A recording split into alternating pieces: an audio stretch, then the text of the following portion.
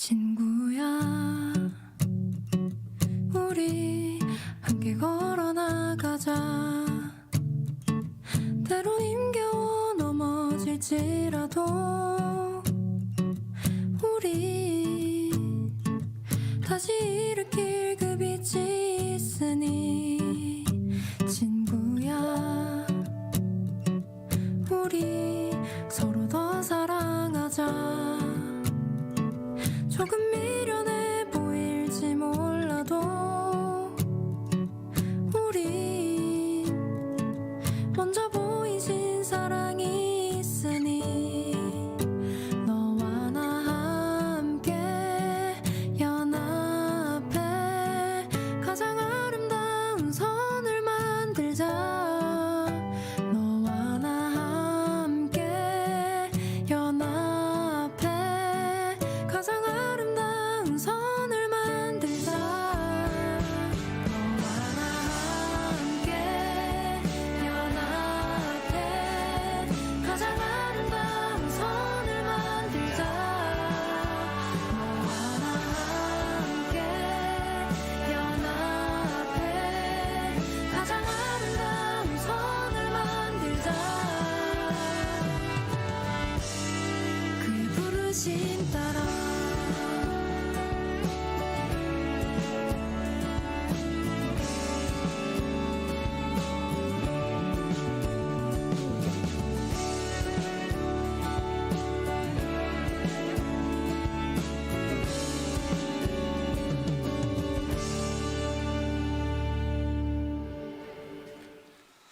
오늘은 거룩하고 복된 주님의 날입니다. 다 함께 자리에서 일어나셔서 영과 진리로 하나님 앞에 예배드리겠습니다.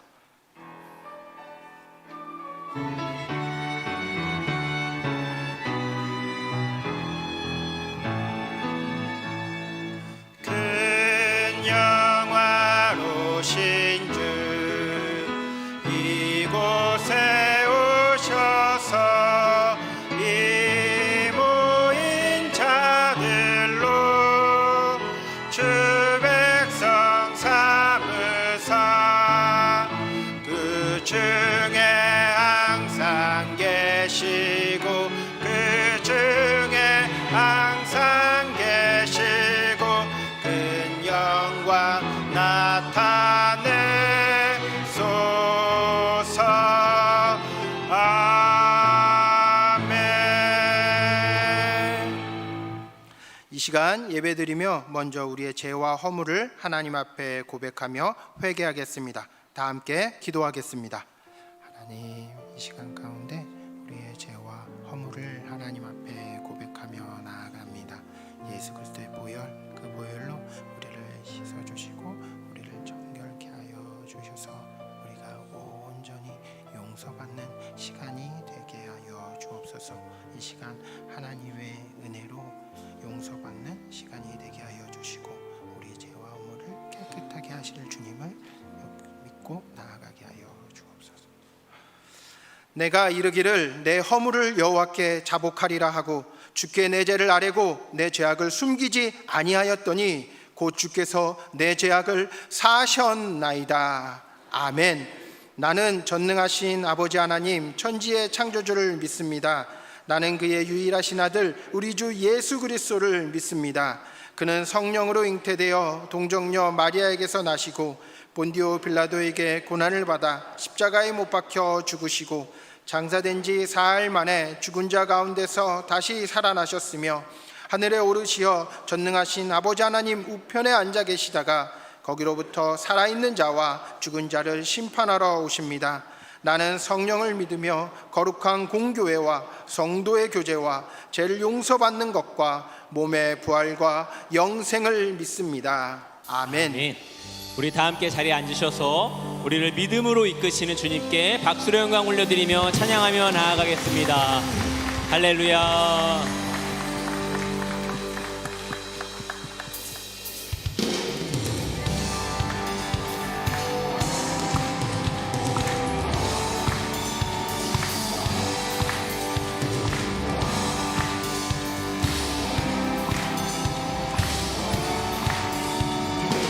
갈 길을 밝히 보이시니 갈 길을 밝히 보이시니 주 앞에 빨리 나갑시다. 우리를 찾는 구주 예수 곧 오라 하시네. 갈 길을 밝히 보이시니 갈 길을 밝히 보이시니 주 앞에 빨리 나갑시다. 우리를 찾는 구주 예수 곧 오라 하시네. 죄악 벗은 우리 영혼은 기뻐 뛰며 주를 보겠네. 하늘에 계신 주 예수를 영원히 섬기리. 우리를 오라 하시는 말, 우리를 오라 하시는 말 기쁘게 듣고 순종하세. 구주를 믿기 지체 말고 속속히 나가세. 죄악 벗은 우리 영혼은 기뻐 뛰며 주를 보겠네. 하늘에 계신 주 예수를 영원히 섬기. 주 오늘 여기 계시오니 주 오늘 여기 계시오니 다 와서 주의 말씀 듣세. 듣기도 하며 생각하니 참 진리시로다. 죄악 벗은 우리 영혼은 기뻐 뛰며 주를 보겠네. 하늘에 계신 주 예수를 영원히 섬기. 죄악 벗은 우리 영혼은 기뻐 뛰며 주를 보겠네. 하늘에 계신 주 예수를 영원히 섬기리. 우리 하나님께 영광의 박수 올려드립니다. 할렐루야.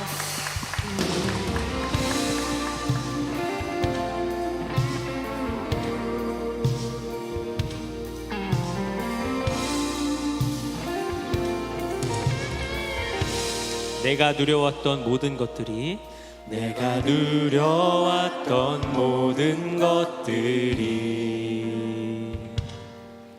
내가 지나왔던 모든 시간이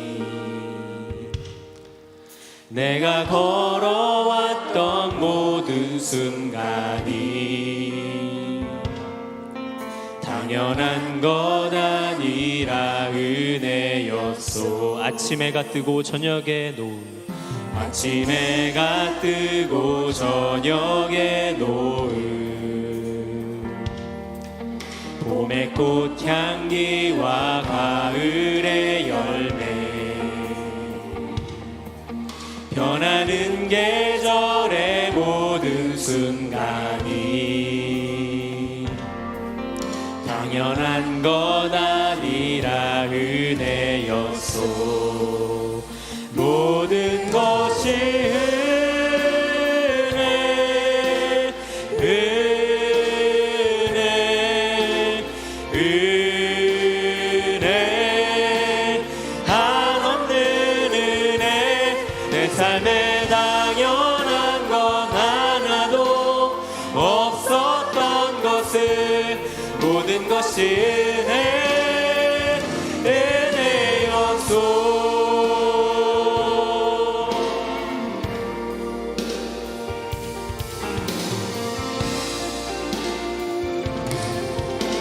내가 이 땅에 태어나 사는 것, 내가 이 땅에 태어나 사는 것, 어린아이 시절과 지금까지 숨을 쉬며 살며 꿈을 꾸는 삶, 당연한 것 아니라 은혜였소. 내가 하나님의 자녀로 살며, 내가 하나님의 자녀로 살며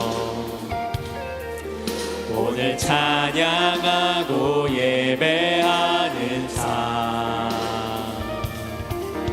복음을 전할 수 있는 축복이 당연한 것 아니라 은혜 약속, 모든 것이 은혜, 은혜,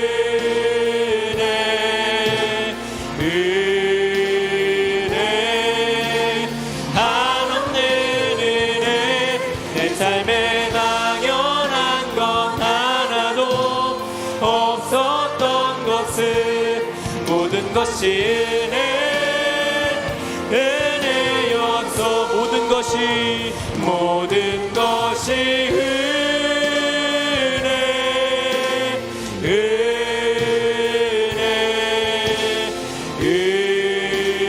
은혜, 한없는 은혜. 내 삶에 당연한 것 하나도 없었던 것은 모든 것이 은혜. 우리 마지막으로 두 손을 높이 들고 찬양합니다. 모든 것이 은혜, 은혜,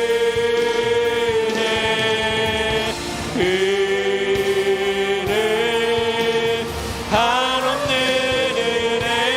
내 삶에 당연한 것 하나도 없었던 것은 모든 것이 은혜, 은혜였소. 아멘. 이 시간 최용수 장로님 나오셔서 기도 인도하시고 다 함께 기도드리겠습니다.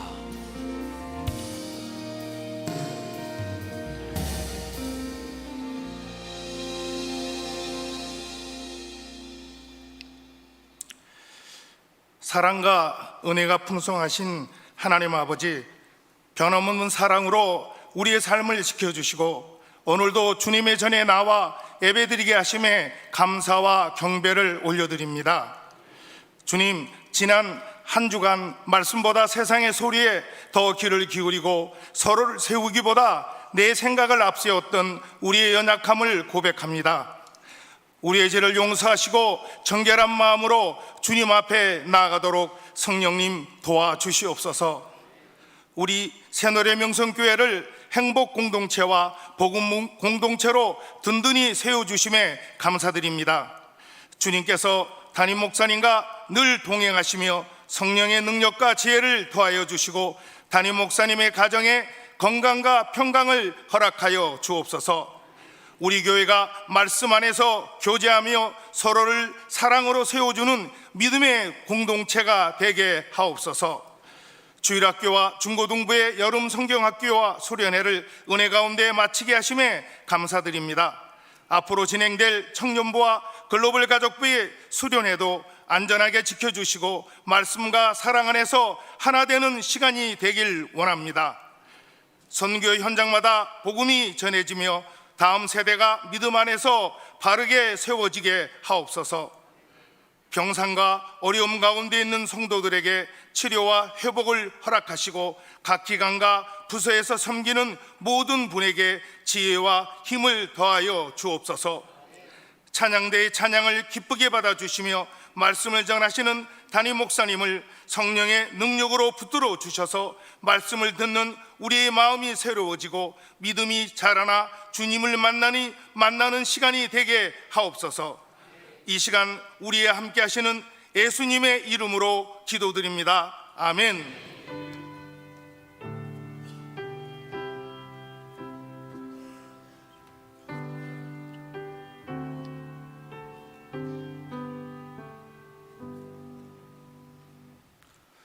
오늘 우리에게 주시는 하나님의 말씀은 욥기 42장 5절 말씀입니다. 구약성경 804쪽에 있는 욥기 42장 5절 말씀입니다. 하나님의 말씀을 받들어 봉독하겠습니다. 내가 주께 대하여 귀로 듣기만 하였사오나 이제는 눈으로 주를 배움나이다. 아멘. 이 시간 주일 찬양대가 찬양으로 하나님께 영광 올려드리신 후에 담임 목사님께서 나오셔서 믿음은 오늘도 자랍니다. 제 말씀 전해 주실 때 큰 은혜의 시간이 될 줄 믿습니다.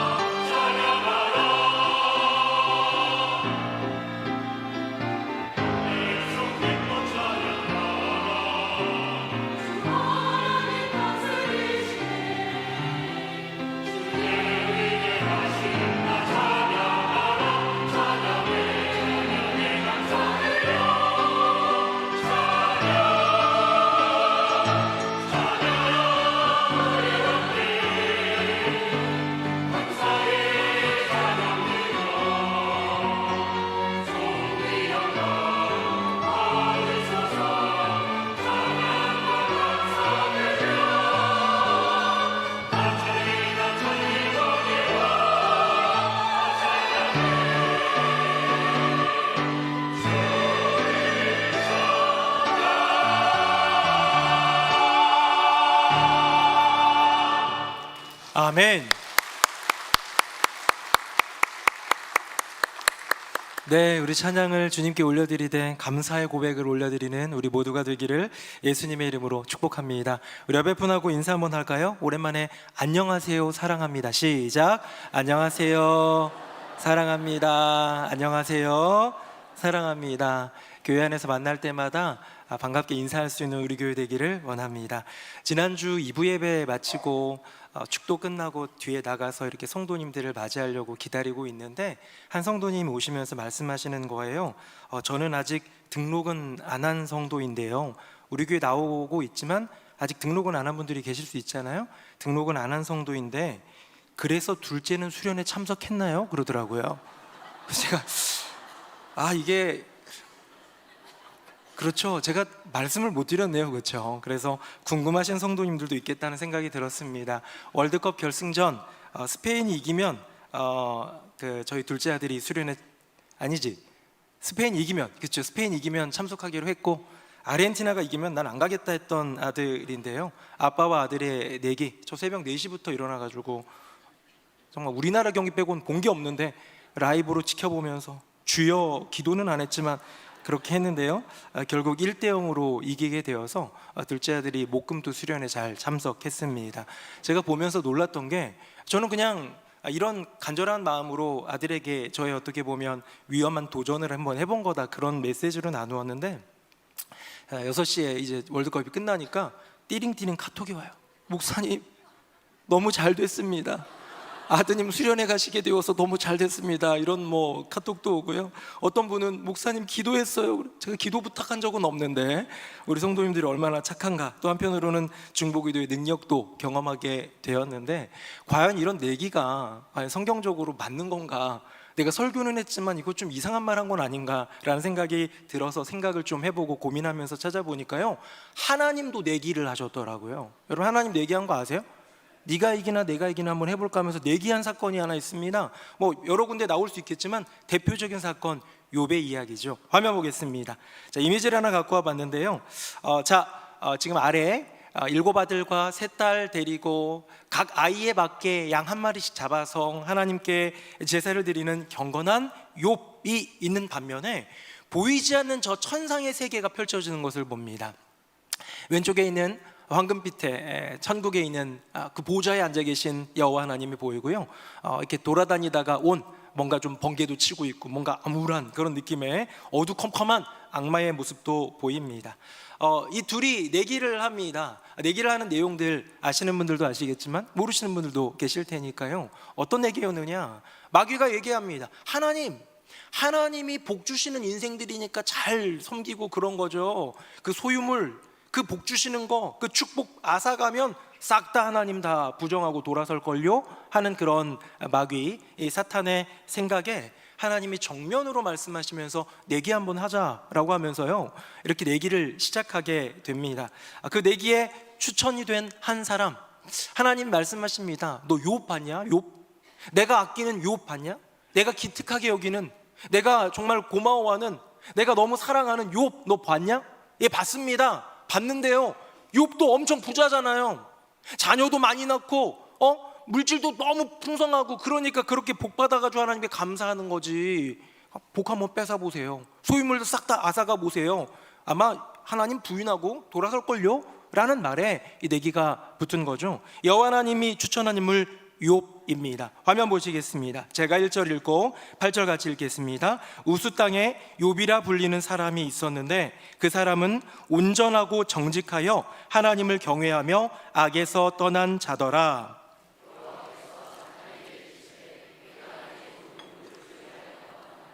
그와 같이 온전하고 정직하여 하나님을 경외하며 악에서 떠난 자는 세상에 없느니라.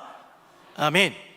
1절은 성경이 시작하는 이 욥기의 시작을 알리는 성경의 증언이고요, 8절은 여호와 하나님이 마귀에게 칭찬하는 욥에 대한 하나님의 직접적인 칭찬입니다. 성경도 증언하고 하나님도 칭찬하는 인생 누구냐? 욥.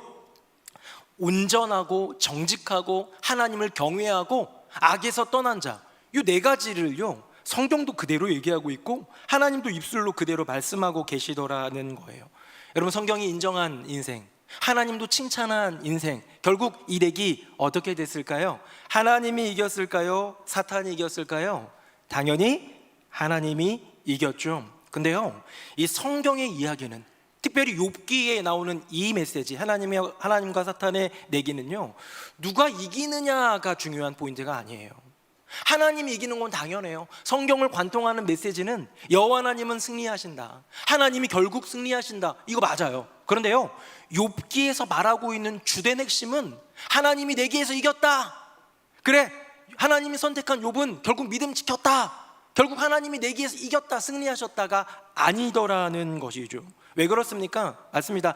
내기에서는, 내기의 결과는 하나님의 승리였어요. 근데 이 성경이 들려주고 싶은 이야기, 이 욥기를 통해서 말씀하고 있는 내용, 하나님이 이 내기를 통해서 정말로 원했던 것은 마귀 따위에게 이기는 것이 아니라 이 욥기에 나오는 결론이겠죠. 이 고난, 어쩌면 억울한, 어쩌면 내가 왜 이런 고난을 받아야지 힘들었던, 생각하게 했던 그 힘겨웠던 고난을 통과하면서 이겨내는 동안 성장했던 욥의 믿음, 욥의 믿음의 성장, 영적 성장을 보여주고 있는 거예요. 왠지 아세요? 제가 증명해 볼까요? 욥기는 1장부터 42장까지 있는데요, 1, 2장은 욥에 대한 그 삶을 두고 하나님과 사탄이 내기하는 장면, 그 다음에 3장부터 41장까지는 막 친구들 와가지고 변론하고 정죄하고 막 이런 내용으로 좀 철학적이지만 좀 깊이가 있고 어려운 내용으로 가득 찼고요, 마지막에 42장에 모든 것들이 끝나고 난 다음에 결론의 장이 나옵니다. 1, 2장에 하나님의 내기가 나오는데요, 마귀와의 그 내기가 나오는데 하나님이 이긴 것이 초점이었다면 마지막 42장에 이런 내용이 나와야죠. 사탄이 아이고 구구 제가 졌습니다, 하나님 당신 정말 대단하시군요, 욥의 믿음은 정말 놀라운 것 같습니다, 제 생각이 짧았습니다 하면서 패배를 인정하는 게 나와야 돼요. 이 욥기의 주제가 하나님과 사탄의 내기고 하나님의 승리하심이 포인트라면, 그런데요 그 얘기는 하나도 안 나와요. 1장, 2장에 사탄이 등장한 이후에 내기를 한 다음에 한 번도 등장하지 않습니다. 마지막 42장에는 뭐가 나오나요? 욥의 고백이 나오더라는 거예요. 그의 고백을 한번 볼까요? 화면 보겠습니다. 제가 1절, 여러분 4절입니다. 욥이 여호와께 대답하여 이르되,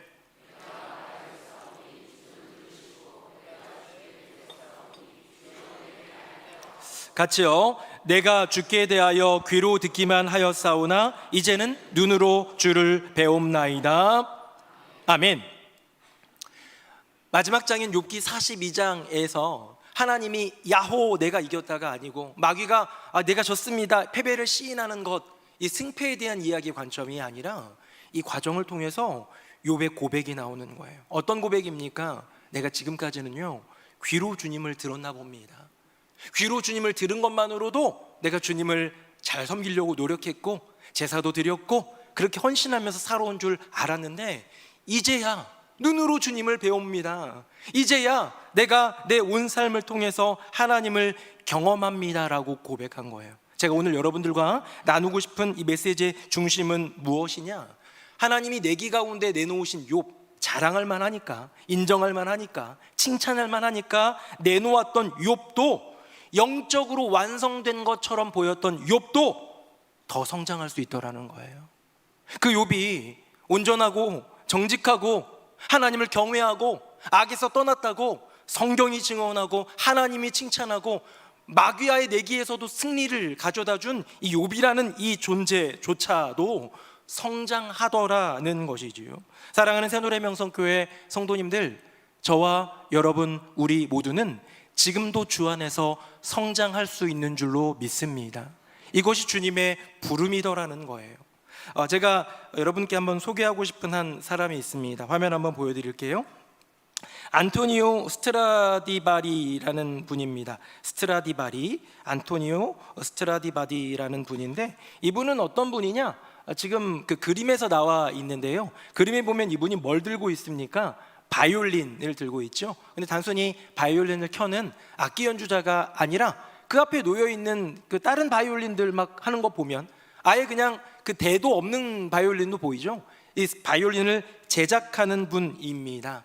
세계 최고의 명품 악기를 만드는 사람. 어떻게 보면 그 시대에 바이올린이라는 이 악기, 또 비올라, 첼로도 만들기도 했는데요. 이런 현악기의 최고 명품 악기를 제조하는 명장, 장인이라고도 할 수 있는 분인 것이지요. 이분은 정말 연구를 많이 했던 것 같아요. 어떤 나무를 해야 될까? 어떤 나무를 잘라다가 어느 정도 습도와 어느 정도 온도에서 얼마 동안 말려서 건조하게 만들고 어떻게 해야지 더 아름다운 음이 나올 수 있을까? 똑같은 현을 켜도 그 안에 있는 나무통 안에서의 그 울림 어떻게 만들어낼 수 있을까? 연구했던 사람인 것이죠. 그래서 이분이 살았던 시대가 굉장히 17세기 막 이런 시대인데요. 이분이 만들었던 그 바이올린 중에 최고가에 팔린 바이올린이 있습니다. 한번 화면 볼까요?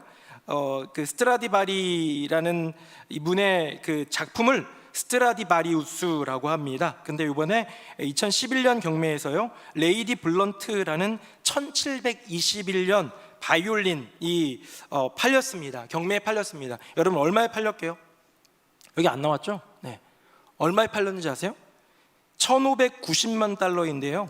현 환율로 계산하면 229억 원이에요.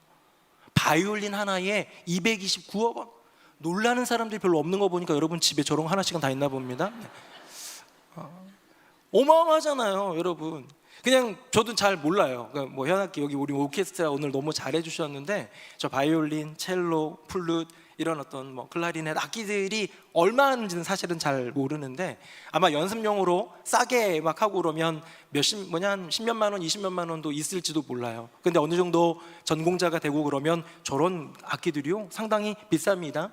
그런데요, 지금 이건 넘사벽 아니겠습니까? 1590만 달러, 229억 원이라는 이 가격, 어마어마한 이 가격. 왜요? 바로 이 사람이 만들었기 때문인 것이지요. 근데 제가 이 사람을 소개한 이유는 요거예요. 이 사람은 40세에 이미 명장 소리를 들었어요. 저 사람이 만든 건 야 바이올린 최고야 하면서요, 40세에서 45세 사이에 이미 명장이었고 이미 당대에는 이 뭐 악기들로 연주하고 오케스트라 이런 것들이 중세 유럽에는 워낙 강했잖아요. 그래가지고요, 귀족들과 음악가들이 극찬하면서 서로 줄 서가지고 구입하던 그런 명장이었습니다. 몇 살 때? 이미 40살 때. 이미 40살에서 50대 중반까지 명장의 반열에 올랐던 사람인데, 자, 그럼 어떻게 해요? 내가 가지고 있는 기술과 내가 가지고 있는 습득한 그런 지식들을 토대로 바이올린 그대로만 만들어내면 만들어내는 족족 어떻게 돼요? 팔려요. 나 명장이니까, 당대 최고의 그런 어떤 제작가니까 그런 마음일 수 있을 텐데요, 그는 만들어내면서 계속해서 시도합니다. 더 아름다운 울림은 없을까? 더 깊은 그 울림을 나타내는 이 바이올린의 비율, 그 모든 조건들은 없을까? 연구하고 연구하면서요, 이제 56세부터 76세까지 약 20년에 이르는 그 시간 동안 황금기를 이루어요. 황금기는 그 전에 있었던 40, 50대의 그 정도 수준을 넘어서는, 그 당시 멈췄다면 당대의 명장이 되겠지만 이제 56세에서 76세 요 사이에 이 사람은요, 당대의 명장이 아니라 역사상 최고의 명장 반열에 오르게 되었다고 합니다. 여기까지만 해도 참 대단한 분이다, 끝까지 노력하는 분이다 싶을 텐데요, 77세부터 93세까지, 93세에 죽거든요. 그 시간 어쩌면 이제는 끝났잖아요. 당대의 명장을 넘어 세계 최고의 역사상 고트가 될 수도 있는 그런 존재가 되었는데요, 77세 이후에도 나무를 가지고 바이올린을 만들고 니스칠 하나하나의 미세한 계속적인 그런 수정을 통해 가지고 더 아름다운 그 음악을 만들어내기 위한 그 노력을 죽을 때까지 불사르더라는 거죠. 주변에 있는 제자들이 얘기합니다. 귀족들도 얘기합니다. 그 악기를 사간 많은 사람들도 얘기합니다. 이미 당신은 최고인데 왜 계속해서 고치려 합니까? 왜 계속해서 새로운 것을 만들려고 합니까? 라고 물었을 때 이 분께서, 스트라디바리라는 분이 이렇게 얘기했다고 합니다. 나는 이 나무가, 내가 선택하고 만들어낸 이 말리고 한 이 나무가 가진 모든 소리를 다 끌어내지 못했다고 생각하네. 더 나은 음이 나올 수 있는, 더 아름다운 음악을 만들어낼 수 있는 가능성이 여전히 이 나무 안에 있기 때문에 나는 끝까지, 죽을 때까지 그것을 찾겠다는 거죠. 40대에 멈췄다면 이미 당대의 명장이었을 것이고요, 아마 70대에 멈췄어도 역사상 최고의 명장으로 남았을 터이지만 죽을 때까지 도전하며 배움을 멈추지 않은 인생, 여러분, 이분 참 귀한 인생 아닐까요? 사랑하는 새노래명성교회 성도님들, 어쩌면 욥은 이 세상이 인정하고요, 하나님이 칭찬하시는 당대의 명장 같은 인생이었을 것입니다. 그런데 그 명장조차 하나님이라는 나무에서 들리는 그 소리를 다 듣지 못하고 다 알지 못했던 거예요. 그래서요, 그가 고백하는 것이죠. 내가 지금까지는 귀로 주님을 들었었는데요, 이제는 눈으로 주님을 배웁니다 라는 고백을 하는 것이죠. 하물며 하루하루 믿음으로 사는 것조차 버거운 인생인 저와 여러분, 우리네 인생이 나 정도면 경건하지, 나 정도면 봉사도 많이 하지 하면서 안주하는 인생을 살고 있는 것은 아닐까요? 욥기 1장에 나오는 욥은 이미 훌륭했지만 42장에 고백하고 있는 욥은 더 깊어졌습니다. 1장에 나타난 그 욥은 착하고 축복받은 성도였어요. 복받은 착한 성도였어요. 아, 그럴만하다. 근데요, 42장에 나오는 욥은 복받은 착한 성도를 넘어서 고난마저도 통과하며 하나님을 고백하는 성숙한 성도가 되더라는 거죠. 사랑하는 새노래명성교회 성도님들, 저는 우리 성도님들이, 그리고 제가 복받은 착한 성도를 넘어 고난마저도 이겨낼 수 있는 성숙한 성도가 되기를 예수님의 이름으로 축복합니다. 자, 욥조차 이렇게 더 자라야 할 세계가 있다면 우리의 믿음은 자라고 있을까요? 저는 한번 좀 생각해 봤는데요, 이 두 가지 질문이 중요한 것 같아요. 첫 번째 질문은 뭐냐? 성도님은 영적으로 더 성장하고 싶으신가요? 라는 질문을 한번 드려보고 싶어요. 나는 믿음으로 더 자라고 싶은가? 라는 질문에 대해서 여러분들은 뭐라고 대답하실 수 있겠습니까? 영적 자라남, 영적 성장에 대한 갈망이 내 안에 있는가? 저희 집에는 그 방이 이제 몇 개 있는데요. 그 중에 큰 아들이 쓰는 조그만 방에 보면요, 이렇게 벽에 벽지에다가 이렇게 줄로 쭉쭉 그어놓은 키재기 코너가 있습니다. 웬만한 집들은 다 있는 거죠. 우리 집만 있는 건 아니죠. 네, 그 키재기 코너에서 가끔씩 키를 재봐요. 그런데 그 키를 재는 것 제일 관심을 갖는 아이는 막내딸 아윤입니다. 아윤이는요, 한번 키를 재더니 너무 재밌는 거예요. 몇 달 만에 내가 키가 요만큼 컸구나 하면서요, 재밌었는지 다음날 아침에 또 재달라고 하더라고요. 그래서 그 사이에는 안 자랐을 거야 얘기를 하는데요, 이 막내딸 왜 자꾸 재려고 할까요? 그 키재기 코너에 왜 관심을 갖는 걸까요? 얼른 크고 싶기 때문이고요, 자기가 클 수 있다는 것을 알기 때문이에요. 그런데 엄마와 아빠는 관심 없습니다. 1번과 2번도 더 이상 재지 않습니다. 왜요? 성장판이 닫혔으니까. 이제는 더 크지 않기 때문이지요. 그렇기 때문에 크는 거에 대한 관심이 별로 없는 인생입니다. 우리는 무엇에 관심이 있습니까? 어른들은요, 이제 조금씩 나이가 들어가다 보면 자기의 혈압, 몸무게, 건강에 엄청 신경 많이 쓰게 됩니다. 내가 투자하고 있는 자산이나 내가 보유하고 있는 자산의 그 규모의 경감, 증감 등 물질에 엄청 신경 씁니다. 왜요? 건강이 내 인생에 직결되니까요. 물질이 내 인생 가운데 너무 눈에 보이게 내 삶의 질을 다르게 만들어 주니까요. 다음과 같은 질문을 하는 성도는 과연 얼마나 있을까요? 나는 10년 전보다 하나님을 더 깊이 사랑하고 있는가? 나는 영적으로 지금도 성장하고 있는가? 라는 질문을 해보는 거예요.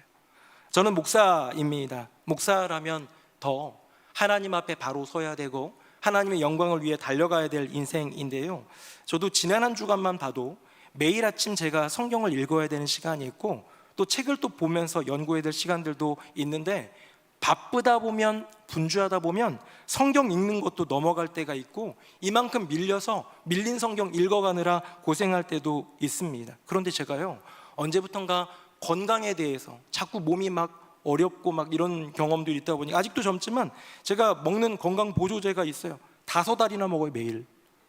비타민 C, B, 뒤에 3개는 말씀 안 드리겠습니다.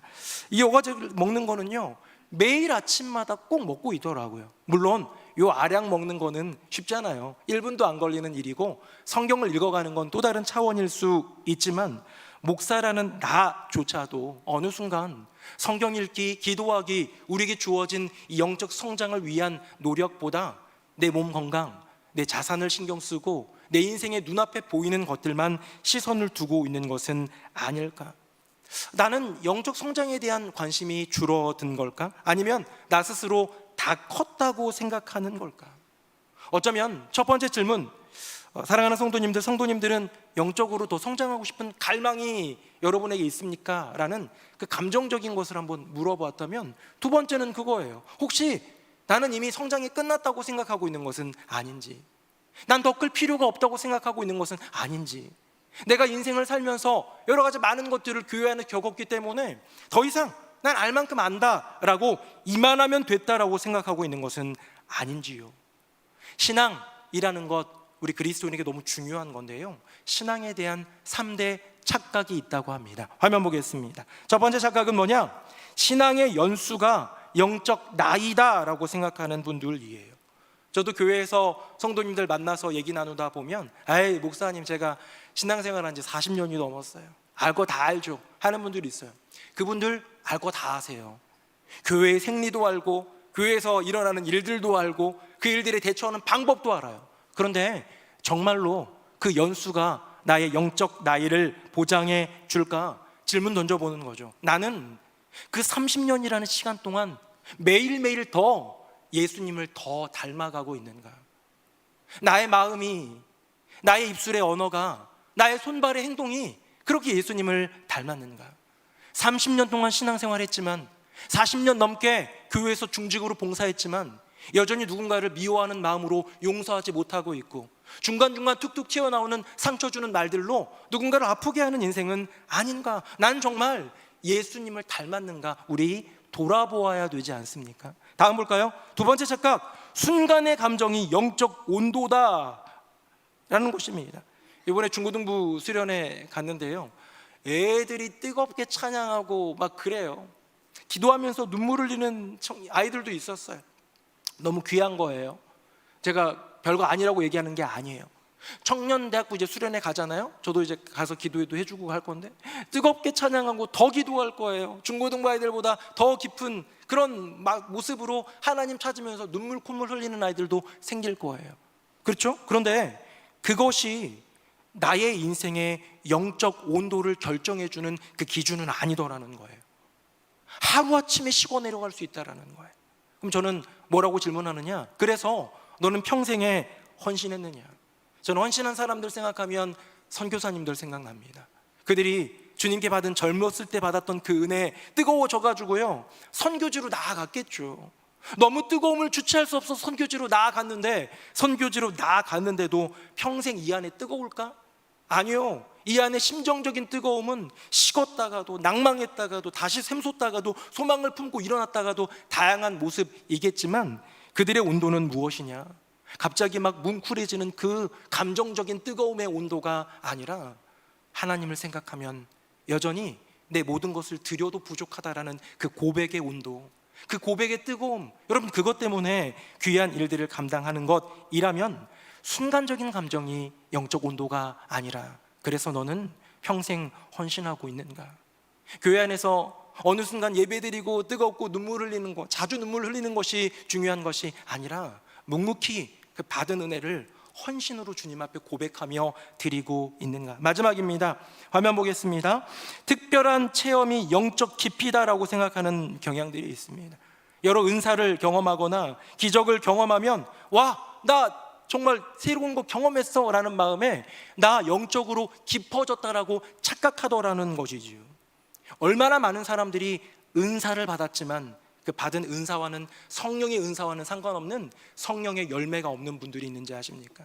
얼마나 많은 기적을 경험했지만 그 기적을 뒤로 한 채 주님을 부인하고 돌아서는 사람들이 얼마나 많은지 아십니까? 인생을 살면서 곁에 있는 주의 종들을 보고 많은 성도들을 만날 때마다 더 깊이 깨달아지는 것 같아요. 무엇이냐?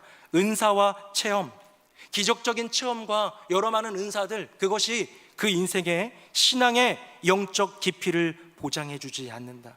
오늘도 나는 하나님을 경험하고 있는가에 대한 질문에 대답할 수 있어야겠죠.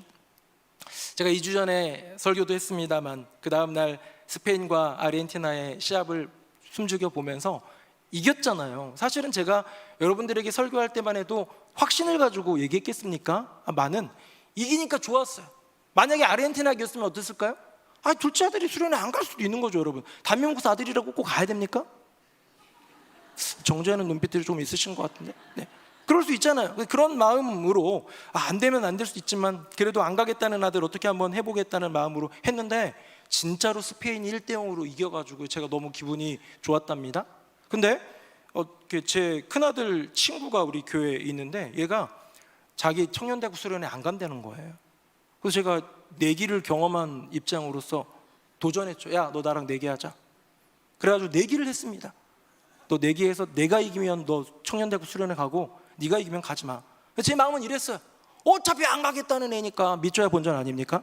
그런 마음으로 뭐 내기할래 그랬더니 저는 우리나라 야구는 안 보는데요, 얘는 우리나라 야구를 좋아하나 봐요. 그리고 한화 팬인가 봐요. 그냥 제 느낌으로 그렇습니다. 그래서 지난주 목요일 날 롯데와 한화의 경기가 있는데 저는 우리나라 야구는 아예 안 보는데요, 거기서 자기가 좋아하는 한화가 이기면 수련회 안 가고 롯데가 이기면 내가 수련회 가겠다라고 하는데 제 마음은 그랬어요.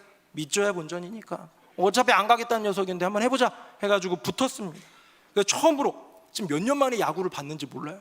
6시 반부터 틀어가지고 야구를 보기 시작하는데요, 여러분 정말 놀랍게도 롯데가 이기는 거예요. 진짜 나 되게 막 이런 생각이 드는 거, 왠지 하늘의 기운이 나에게 모이는 것 같고, 나 신기가 있는 사람인가? 영빨이 있는 목회자인가? 막 이런 생각이 들었습니다. 9회 말까지도 으쓱거리면서 그러다가 9회 말 투아웃에 거짓말처럼 역전패당했어요. 한 방 얻어맞고 끝나 버렸습니다. 그래서 그 너무 좋아하는 그 아이의 어떤 카톡 내용을 보면서 제가 중간중간에 얼마나 깐족되면서 놀렸거든요. 근데 마지막에 완전 당해버렸습니다. 제가 그 모습을 보면서요, 내가 어쩌면 내기 따위 같은 이런 요행에 바라며 설레다가 한 방에 무너지고 있는 내 모습을 보면서 이게 과연 진짜 신앙의 모습일까라는 생각을 해본 것이죠. 아마 제가 롯데가 이겨서 청년대학부 청년 하나도 건졌다면 저 굉장히 교만해졌을지도 몰라요. 성도님들 저랑 내기할래요? 막 했을지도 모릅니다. 사랑하는 성도님들, 우리 착각하지 맙시다. 신앙의 연수가 영적 나이라고 착각하지 맙시다. 순간적인 감정이 영적 온도라고 착각하지 맙시다. 어떤 특별한 체험이 영적 깊이라고 착각하지 맙시다. 그 당시에 고린도 교회에 있던 사람들 은사 받은 걸로 착각해가지고 자기 높은 줄 알았어요. 여러 많은 체험들 때문에 내가 대단한 줄 알았던 사람들 많이 있습니다. 히브리서 기자는 그런 유대인들에게 이런 말을 전한 적이 있습니다. 화면 보겠습니다. 같이 한번 읽어볼까요? 시작. 때가 오래되었으므로 너희가 마땅히 선생이 되었을 터인데 너희가 다시 하나님의 말씀의 초보에 대하여 누구에게 가르침을 받아야 할 처지이니 단단한 음식은 못 먹고 젖이나 먹어야 할 자가 되었도다. 아멘. 여러분, 이 말씀은 히브리서 기자가 유대인들, 특별히 유대인들 중에서도 영적으로 나는 대단한 그리스도인이 되었어, 나는 교회에 대단한 일꾼이 하면서 우쭐대는 사람들에게 어쩌면 던지는 메시지예요. 다시 한번 보겠습니다. 거기 보면요, 처음 시작이 뭐냐? 때가 오래되었으므로 해요. 신앙의 연수가 깊다는 거예요. 누구보다 빨리 예수님을 영접한 인생인지도 모릅니다. 그래서 너희가 마땅히 뭐가 되어야 될 인생들입니까? 너희들은 선생이 되어야 될 그런 존재들이야. 시간만 보면, 연수만 보면. 그런데 너희가 다시, 아니 아직도 하나님의 말씀의 초보에 대하여 아직도 가르침을 받아야 될 처지이니, 이러면서요, 바울이 뭐라고 얘기합니까? 너희는 단단한 음식은 못 먹고 젖이나 먹어야 할 자가 되었도다 라고 말하는 거죠. 난 신앙으로 어마어마한 인생이야, 난 신앙으로 깊이 있고 높고 산과 같은 사람이야 라고 착각하는 이들에게 히브리서 기자가 그냥 딱 하나 카운터 펀치 매기는 말이 뭡니까? 너희들은 젖먹이에 불과해 라는 거예요. 사랑하는 새노래 명성교회 성도님들, 우리도 아직도 젖을 먹는 인생은 아닐까요? 엄마들이 아이를 낳습니다. 이 아이를 낳으면요, 모유를 먹여요. 분유로 시작하는 분도 계시지만 모유를 먹이는, 옛날 어른들은 다 이제 모유 먹이면서 하다가요, 6개월쯤 되면 이유식을 같이 먹습니다. 왜 이렇게 유기농으로 된 거. 첫째만 그래요. 둘째부터는 유기농 안 합니다. 네. 넷째는 라면도 먹여요. 네. 그러면서 어쨌든 그렇게 이렇게 막 해가지고 이유식도 먹이는 그 혼용 기간이 한 또 6개월이 지나면, 한 12개월 되면, 돌쯤 지나게 되면요, 뭐 어떤 분들은 모유는 2년 3년 먹여도 좋다는 분들이 있지만 조금 더 건강하게 또 빨리 자라기 위해서는 이제 젖을 떼야 될 때가 있다는 거죠. 근데 젖을 뗄 때 이 아이가 이유식이 더 맛있어 해주면 좋은데, 엄마 품에 안겨서 젖을 먹는 게 여전히 좋고 그거는 이제 포기할 수 없어 라고 하는 그런 아이들 때문에 젖떼기 힘든 그런 부모님들이 있습니다. 그런 가운데 제가 들은 이야기인데요, 극약 처방이 있대요. 극약 처방. 젖을 도저히 안 떼려는 그 아이에게 젖떼는 방법, 가장 극약 처방이 뭐냐면요, 이 젖 물리는 젖꼭지에다가 빨간 약 아시죠 여러분? 포비돈 요오드라는 약을 바르래요. 그럼 애가 이렇게 막 하면서 잠자다가도 이렇게 막 더듬어가지고 엄마 쭈쭈를 해가지고 딱 물었는데 그 맛있는 모유 그 맛이 아니라 무슨 맛이에요? 요오돈 포비드, 네, 포드. 그 빨간 약 맛이 탁 나는 거. 그래서 막 깜짝 놀라가지고 막 다시 한번 물어보는데 이것도 아니야. 이렇게 몇 번 하다 보면 젖을 떼게 된다는 거죠. 제가 그래서 너무 궁금해서 좀 찾아봤는데요, 절대 그렇게 하지 말라고 합니다. 체내에 요오드가 과다 축적이 되는 것도 있고요, 트라우마가 생길 수 있다고 합니다. 엄마의 포근한 품이 끔찍한 그 요오드 맛 때문에 이렇게 트라우마가 생길 수도 있다고 합니다. 그러나 저는 옛 어른들의 그 마음을 한번 좀 보자는 거예요. 옛 어머니들의 그 생각을 한번 보자는 거예요. 아이 입장에서는요, 괴로운 눈물의 이별 과정입니다. 내가 1년 동안 빨았던 그 엄마 쭈쭈, 내 인생에 제일 행복했던 순간 그거, 근데 이거 더 이상, 아니 결코 평생 동안 떼고 싶지 않은데 떼게 되는 이별의 과정이고 눈물의 시간일지 모르지만 엄마에겐 어떤 시간일까요? 더 균형 잡힌 성장을 위해 꼭 필요한 과정이구나. 아유 안타까워라. 우는 모습 보니까 더 안타깝지만 떼어야지 네가 더 건강할 수 있고 이제는 유아에서 어린이로 커가고 어른이 되어가는 과정 가운데 반드시 필요한 성장통이라고 보는 것이지요. 최근에 제가 읽고 있는 책이 있는데요. 여러분 소개 하나 해드리면 파란색 책이에요, 그렇죠? 신앙 사춘기 너머라는 책입니다. 정신실 씨가 쓴 책인데 우리의 신앙에 대해서 이야기를 좀 해주고 있는 것 같아요. 우리는 한국 교회의 지금 신앙, 이 신앙을 이야기하는데 이 단계별로 좀 제가 한번 정리해봤습니다. 화면 한번 볼까요? 어린아이 시절에는요, 엄마 주세요, 먹을 것도 주세요, 돈도 주세요, 장난감도 사주세요 하는 주세요의 간구로 채워져 있죠. 다음 볼까요? 청년이 되면요, 아빠 고마워요 라는 고백을 하게 됩니다. 용돈을 받았는데 옛날에 어렸을 때는 당연히 주는 줄 알았지만 알바 해보니까 어때요? 야, 돈 버는 게 쉬운 게 아니구나. 아버지가 지금까지 어머니가 나 먹이고 살리는 게 대단한 거구나 고백하게 되더라는 거죠. 마지막 볼까요? 근데 성숙한 자녀가 되면 어머니 아버지 뭐 필요한 건 없으세요? 제가 도와드린 것은 없을까요? 라고 질문을 하게 되더라는 거죠. 저는 이 신앙 사춘기 너머라는 책을 읽어가면서 한국교회에 보여주고 있는, 한국교회에 이미 나타나고 있는 이 성도들의 모습을 조금 적나라하게 꼬집더라고요. 아직까지도 어린아이처럼 주세요만 하고 있는 신앙에 머물고 있는 것은 아닌지. 나 물질도 주시고요, 자동차도 주시고요, 승진도 주시고요, 자녀도 주시고요, 자녀 좋은 대학교 가는 것도 주시고요, 내 인생 좋은 것도 좀 다 주세요 하고 그 주세요를 받으면 간증하는 것, 그것이 한국교회의 모습은 아닌가 하는 것이지요.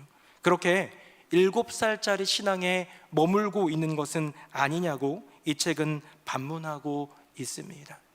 나를 위해 땀 흘려 수고한 아버지의 그 표정, 나를 위해 애쓰면서 섬겨주고 돌봐준 엄마의 그 눈물, 그것은 보지 못한 채 아빠의 손에 들려있는 내가 받아서 나를 위해서 쓸 수 있는 그 선물만 보고 있는 우리는 아닐까 하는 것이지요.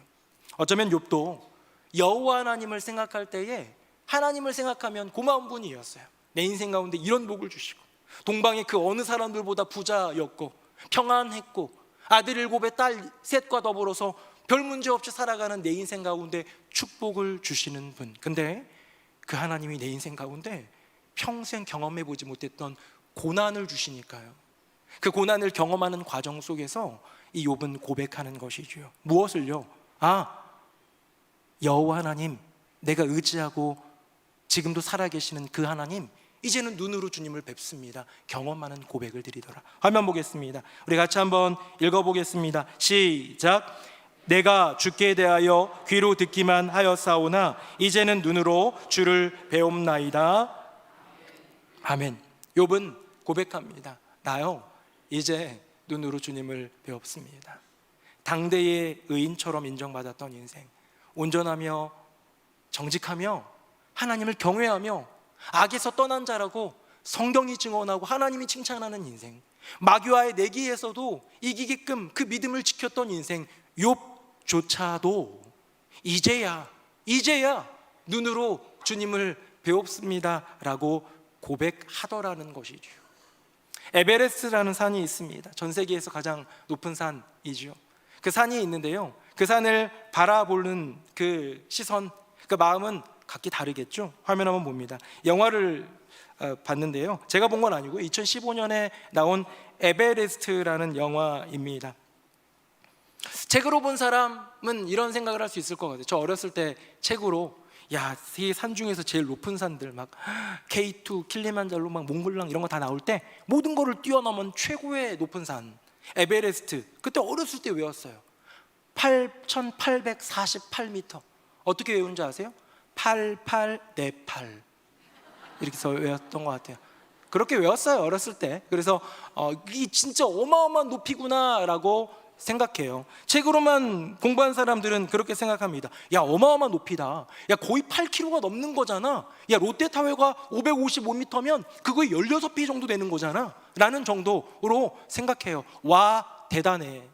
근데요, 조금 다른 사람이 있습니다. 그냥 책으로만 읽고 어느 정도로만 하는 것이 아니라, 저는 이제 한라산을 우리 아이들이랑 한번 갔다 왔잖아요. 1950m예요 1950m 어떻게 외운지 아세요? 한 번 구경 오십시오. 이렇게 저는 그렇게 외웠다고요. 어쨌든 그런데 한라산을 그렇게 올라봤던 경험이 있는데, 야, 2000m도 안 되는 이 정도를 이렇게 힘들게 오르면 8000m는 어떻게 오르지라는 체험적인 비교로 에베레스트 산을 이해하는 사람들이 있는 거예요. 그런데 진짜로 에베레스트에 오르는 사람이 있더라. 화면 한번 볼까요? 영화 속에 나오는 한 장면인데요, 저렇게 목숨을 걸고 오르는 사람이 있습니다. 저렇게 추위를 뚫고 위험을 뚫고 그 높은 곳, 고산지대이기 때문에 약까지 먹어가면서 산소가 희박해져 가는 그곳 가운데 목숨을 걸고 다녀온 사람에게 마이크를 내밉니다.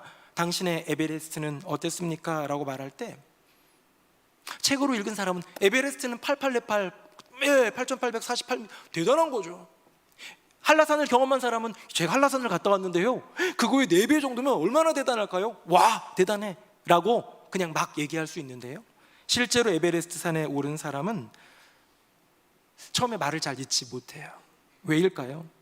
동상 때문에 손을 자르고 빙벽을 등반하다가 동료를 잃고 수많은 고난으로, 그 고난 가운데 찐으로 경험한 산이기 때문에 그 산의 높이를 몸으로 경험한 거예요.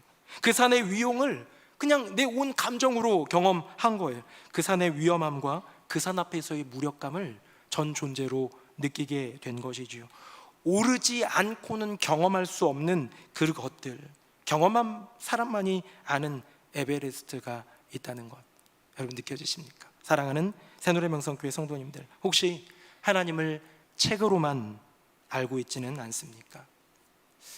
네, 목사님이 전해주시는 말씀 따라서 그렇구나, 하나님 이런 분이구나 정보로 알아듣고 배우는 정도에 멈추고 있지는 않습니까? 몇 개의 체험으로만, 나 예전에 기도했는데 참 은혜 주셨다 라는 정도의 체험으로만 하나님의 크기를 재고 있지는 않습니까? 욥처럼 온몸으로 부딪혀 경험한 나의 하나님을 고백할 수 있으면 얼마나 좋을까요? 말씀 맺겠습니다. 저는 아버지가 계십니다. 오늘도 앞에 나와서 예배 드리고 계시고, 내일 주일마다 아들의 말씀을 듣고 있는 저희 아버지, 오랫동안 목회하시고 은퇴하신 목사님이시기도 합니다. 어릴 적 기억이 납니다. 어릴 적에요, 저희 진짜 조그만 그 단칸방 같은데 그 장판에다가 아들들 놀아주려고, 저랑 제 동생이 있었어요. 아들들 놀아주려고 매직으로 동그라미를 그려놓고요, 동전을 딱 3개 놔가지고 동전 맞추기 하고 놀았어요.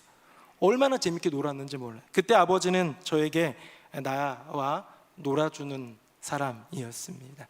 시간이 흘러 청소년 청년기를 지날 때에는 아빠랑 했던 기억이 성경 퀴즈, 서로 성경 퀴즈 내는 거 막 했어요. 목사 되려는 마음이 있었기 때문에 그때 저희 아빠는 저에게 롤 모델이었죠.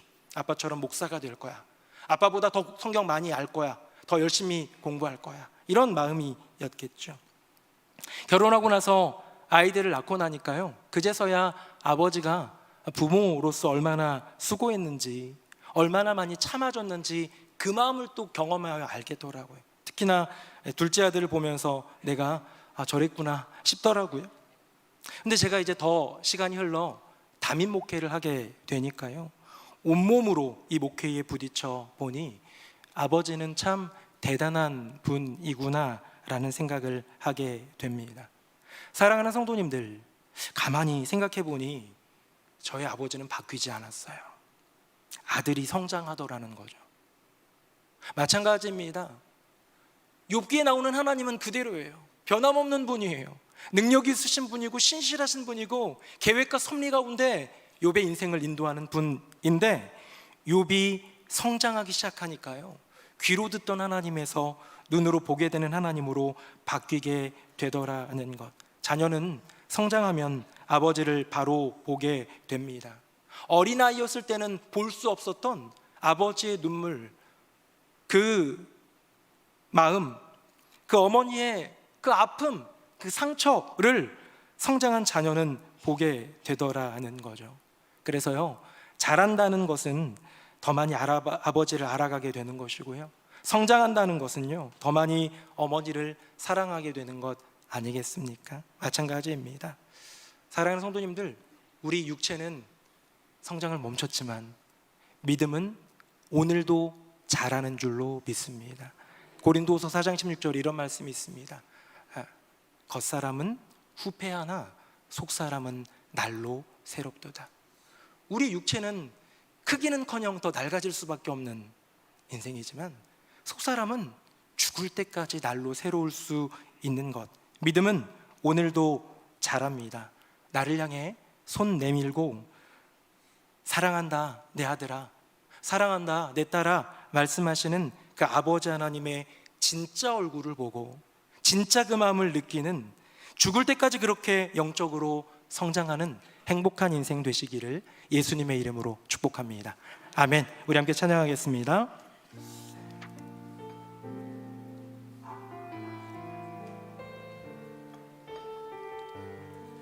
우리 함께 고백하겠습니다. 아바 아버지, 아바 아버지, 아바 아버지, 나를 안으시고 바라보시는 아바 아버지, 아바 아버지, 아바 아버지, 나를 도우시고 힘주시는 아버지. 다시 한번 아바 아버지, 아바 아버지, 아바 아버지, 나를 안으시고 바라보시는 아바 아버지, 아바 아버지, 아바 아버지, 나를 도우시고 힘주시는 아버지. 주는 내 마음을 고치시고 볼 수 없는 상처 만지시네. 나를 아시고 나를 이해하시네.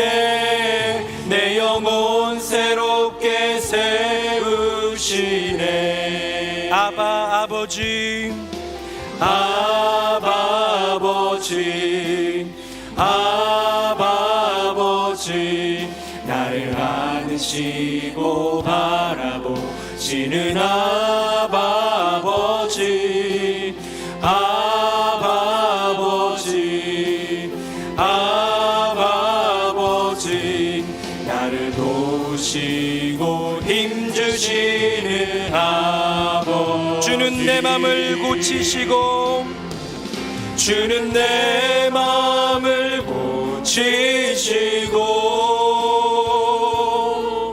볼 수 없는 상처 만지시네.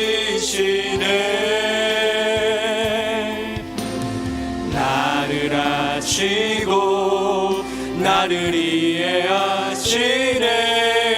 내 영혼 새롭게 세우시네. 주는 내 맘을 고치십니다. 주는 내 마음을 고치시고 볼 수 없는 상처 만지시네. 나를 아시고 이해하시는 분, 나를 아시고 나를 이해하시네. 내 영혼 새롭게 세우시네. 넘쳐나네, 넘쳐나네, 넘쳐나네. 주를 향한 내 속에 갈망이 주님께로 날 이끌어 주소서. 주님을 더 원하니. 다시 한번 고백합니다. 넘쳐나네,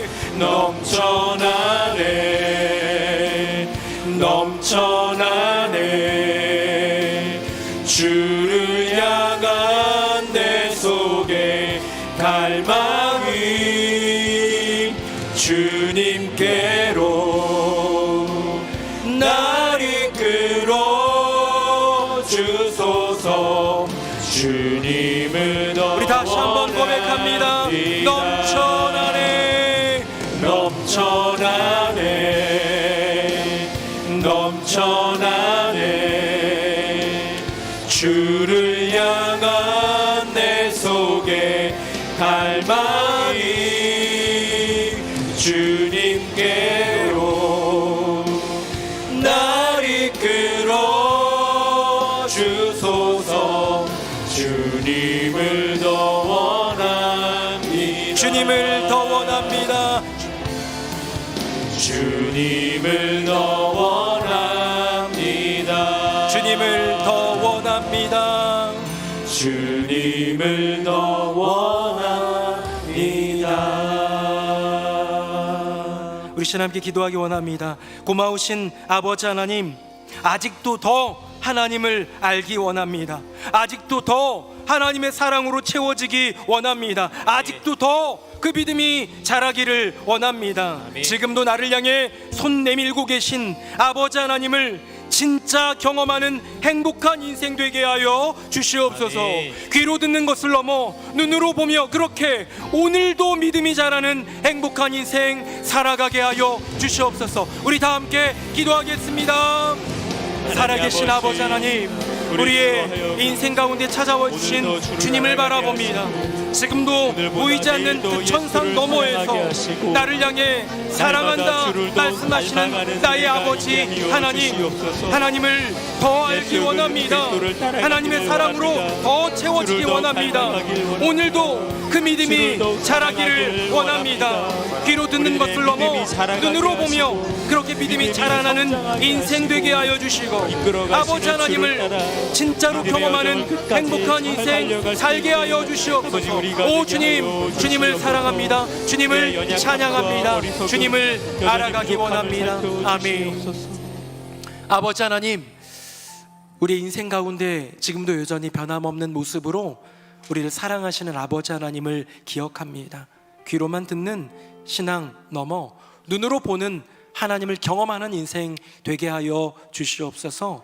신앙의 연수가 순간적인 감정이, 특별한 체험이 내 신앙의 깊이를, 내 신앙의 높이를, 내 신앙의 그 무게를 증명해 주는 것 아님을 깨닫고 온전히 오늘도 나를 향해 팔 벌려 사랑한다 말씀해 주시는 하나님 한 분 바라보며 주님 경험하며 고백하는 행복한 인생, 눈으로 주님을 배움나이다 고백하며 오늘도 믿음이 자라는 행복한 인생 살게 하여 주시옵소서. 우리 주 예수 그리스도의 이름으로 축복하며 기도합니다. 아멘. 말씀에 큰 은혜 받았습니다. 다 함께 찬송가 453장 함께 찬양하시면서 새가족 등록과 봉헌의 시간 갖겠습니다.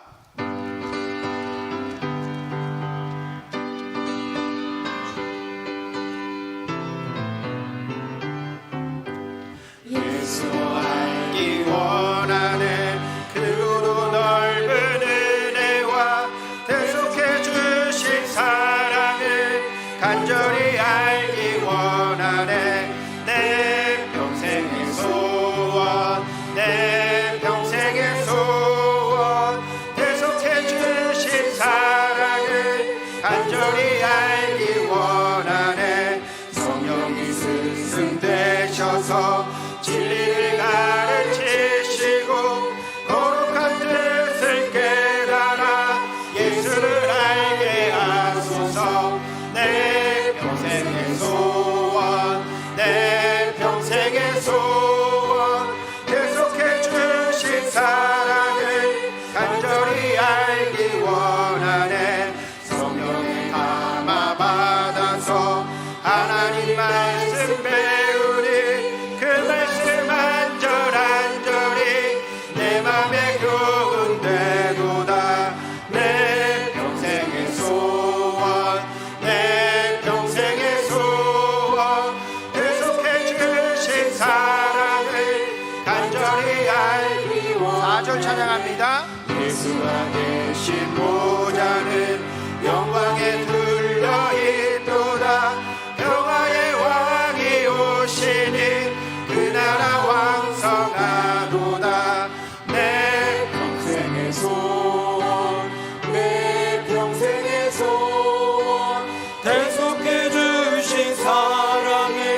간절히 알기 원하네.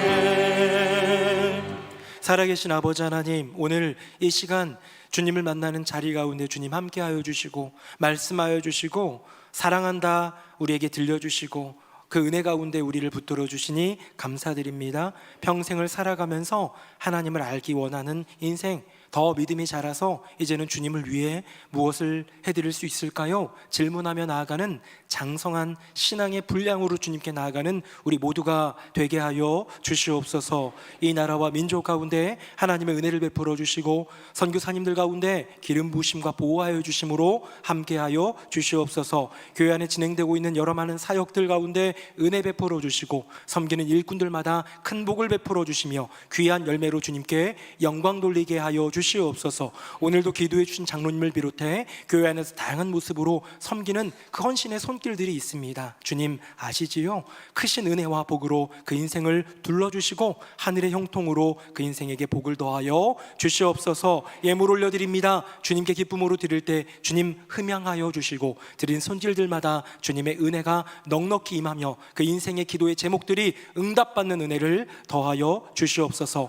여러 많은 시련들 어려움들 여전히 우리 안에 있습니다. 질병, 가난, 인생과 가정의 수많은 문제들이 우리를 힘겹게 하지만 욥이 주님을 바라보며 그 시간을 통하여 주님을 경험하며 고백하고 온전히 승리하였던 것처럼 주님께 부르짖어 기도하며 말씀 안에 세워져 승리하는 우리 모두가 되게 하여 주시옵소서. 예수님의 이름으로 축복하며 기도드립니다.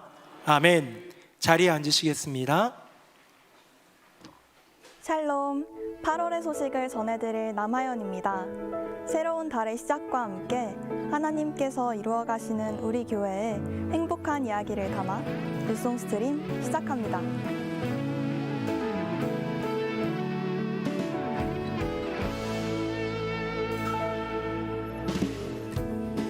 여름 사역이 계속해서 이어지고 있습니다.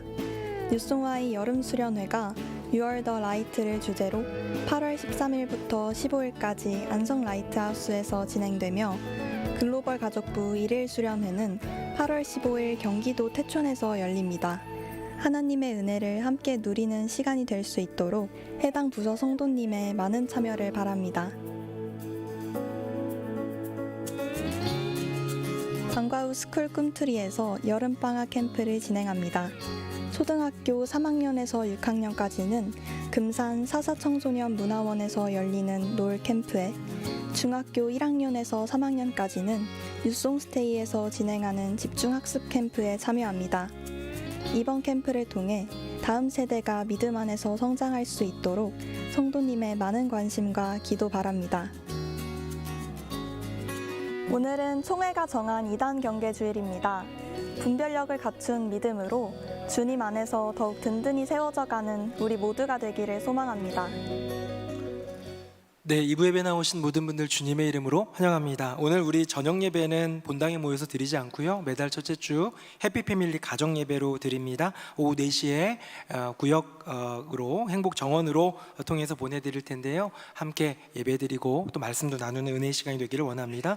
꿈틀이 캠프가 진행됩니다. 사사 놀 캠프에 초등학교 아이들, 중등 집중학습 캠프에 또 우리 중등 아이들이 가게 되는데요, 응원과 기도를 부탁드립니다. 글로벌 가족부 1일 수련회가 8월 15일에 있고요, 청년대학부 수련회가 8월 13일부터 15일까지 계속 여름의 사역들이 이어집니다. 위에서 기도해 주시길 바랍니다. 해외 성지순례 추가 모집 이제 얼마 안 남았습니다. 모집을 한다고 하니까 관심 있는 분들 참여해 주시고, 125 수어학교 모집 수어로 배워가는 것들 정말 귀한 기회가 될 수 있는데요, 함께 참여해 주시면 감사하겠습니다. 교회 소식이 있습니다. 우리 이행복의 김근중 집사님께서 미술 전시회를 지금 진행 중에 있습니다. 제가 지난주 중에 다녀왔는데 참 은혜가 되고 좋았습니다. 위에서 기도해 주시고 또 시간이 되시면 또 참여도 해 주시면 감사하겠습니다. 주보회는 없습니다. 금요일 날 좀 늦게 돌아가셔서요, 주보회는 없는데 삼행복의 박채원 권사님 모친 되시는 고 바제심 권사님입니다. 입관 예배 겸 위로 예배를 오늘 오후에 드리는데요, 교회에서 1시 출발하니까 혹시 같이 가실 분들은 같이 가셔서 위로해 주시기를 부탁드리겠습니다. 세 가족이 오셨습니다. 이종원 성도님, 정서원 성도님, EL 우리 자녀까지 우리 등록해 주셨고요. 윤영미 권사님 인도로 윤종광 성도님 등록해 주셨습니다. 여기 보니까 괄호 열고 글로벌 전도단이라고 썼다가 앞에 막강 글로벌 전도단 썼다가 막강은 지웠네요. 조금 미안했나요? 네, 막강 맞습니다. 우리 새노래 전도단 막강 전도단이고 우리 전도단 통해서 오시는 분들 좀 많이 있는 것 같아요. 너무 놀라운 일인 것 같습니다. 우리 새 가족들 박수로 환영하겠습니다. 우리 다 함께 자리에서 일어나시겠습니다. 우리 옆에 분들과 인사하겠습니다. 믿음은 오늘도 자랍니다. 시작. 믿음은 오늘도 자랍니다. 믿음은 오늘도 자랍니다. 마지막 찬양하시겠습니다. 살아계신 주 나의 참된 소망 걱정 근심 전혀 없네 사랑의 주를 갈 길은 또하니 내 모든 삶의 기쁨 늘 충만하네. 주 예수 그리스도의 은혜와 아버지 하나님의 크고 놀라우신 그 사랑과 성령님의 교통하심이 믿음은 오늘도 자랍니다 고백하며 욥처럼 귀로 듣는 것을 넘어 눈으로 주님을 배웁기를 원합니다. 더 잘하기 원합니다. 더 주님을 원합니다 고백하는 새노래 명성교회 모든 성도님들 머리 위에 그 삶과 가정과 앞날 위에 사랑하는 어머니를 내어드리며 위로 가운데 소망으로 일어서는 유가족들 그리고 등록한 새가족들 위해 이제부터 영원토록 함께 하시기를 간절히 축원하옵나이다. 아멘.